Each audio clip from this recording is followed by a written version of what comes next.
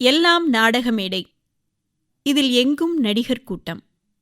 இந்த உலகம் ஒரு எல்லையில்லாத நாடக மேடை. இதில் நாம் நமக்கே உரிய பாகத்தை நடித்துக் கொண்டுள்ளோம். நாம் மற்றவர்களுடைய நடிப்பையும் ரசிப்பதற்கு கற்றுக்கொள்ள வேண்டும். இன்றைய சூழ்நிலையில் நாம் அவ்வாறு செய்கின்றோமா? நம் கண்கள் பெரும்பாலும் அடுத்தவர்களின் குறைகளை அல்லவா பார்க்கின்றன. மேடை நாடகத்தில் அனைவருமே கதாநாயகர்களாக இருந்தால் நாடகம் பார்க்க சுவாரஸ்யமாக இருக்குமா?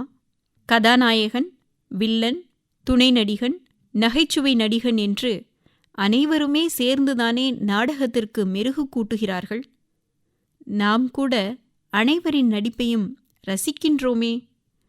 மனிதராக பிறந்துவிட்ட நம் அனைவரிடமும் நிச்சயமாக குறைகளும் நிறைகளும் இயல்பாகவே உள்ளன.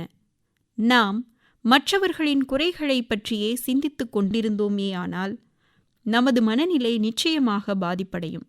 இதனால் நாம் எரிச்சலடைந்து, இவர் ஏன் இப்படி இருக்கின்றார், அவர் ஏன் அப்படி செய்தார், என்னுடைய துன்பங்களுக்கெல்லாம் அவர்தான் பொறுப்பு என்றெல்லாம் முணுமுணுக்கத் தொடங்கிவிடுவோம். அன்னம் என்றொரு பறவை இனம் உண்டு.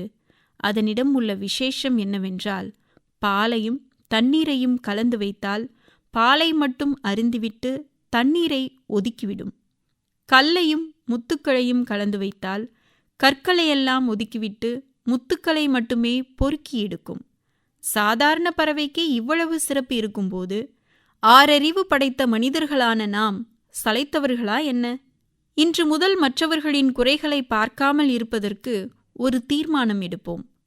ஒரு மனிதரிடம் 10 கெட்ட குணங்கள் இருந்தாலும் கண்டிப்பாக ஏதேனும் ஒரு நல்ல குணமாவது இருக்கும்.